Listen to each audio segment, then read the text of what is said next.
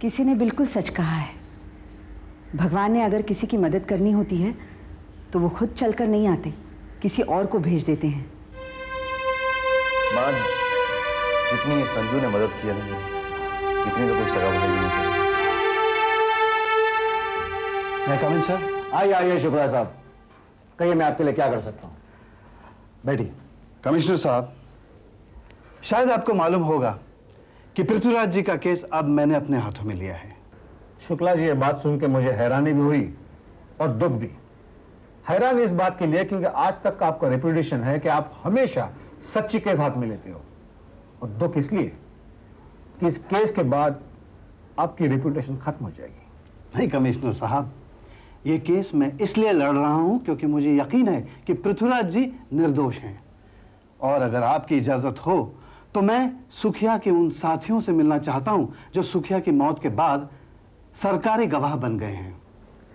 शुक्ला साहब, वो कोर्ट का अप्रूवर है, इसलिए आपको जो भी सवाल करने हैं आप उन्हें सिर्फ अदालत में कर सकते हैं।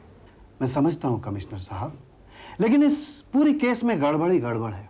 देखिए ना, वो 25 लाख जो मोहन सीता देवी को छुड़वाने के लिए होटल में ले गया था, गायब हो गए। जिन ऑफिसर्स को आपने सस्पेंड किया, उन्होंने ये रुपया कभी देखा ही नहीं।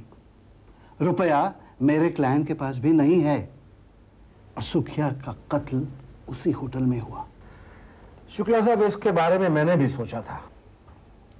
तो फिर इस केस के बारे में आप क्या करना चाहेंगे कमिश्नर साहब? शुक्ला साहब, इस वक्त मैं आपसे कुछ नहीं कह सकता। शायद आप पृथ्वीराज जी और उन सस्पेंडेड ऑफिसर्स के घरों पे छापे डलवाएंगे। मैंने कहा आपसे कि मैं इस वक्त आपसे कुछ नहीं कह सकता। कमिश्नर साहब, मुझे शक है कि सुखिया के साथियों ने ये सारा रुपया आपस में बांट लिया है। अब वो गवर्नमेंट अप्रूवर्स बन गए हैं, ये सोच के कि अगर जेल जाएंगे तो भी कुछ दिनों के लिए, फिर बाहर आएंगे और बाकी की जिंदगी आराम से गुजारेंगे। कमिश्नर साहब, अगर आपकी इजाजत हो तो मैं कुछ क्षणों के लिए उनसे मिलना चाहूंगा। नहीं शुक्ला साहब, मैं ऐसा नहीं कर सकता।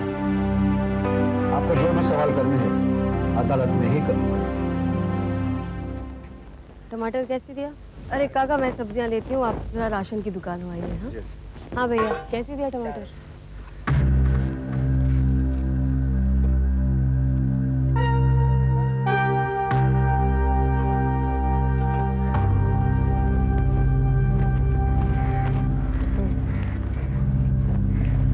ये देना। कितने पैसे?